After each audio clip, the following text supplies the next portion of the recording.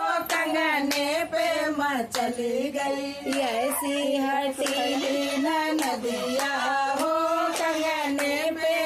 चली गई दुअरे से ससुरिया में अभी समझावे दुअरे से ससुरिया में अभी समझावे बहुत बहु जाने कंगना हो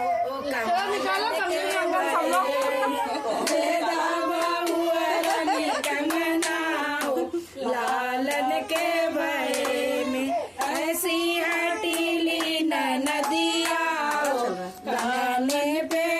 चली गई ऐसी हटीली नदिया गाने पे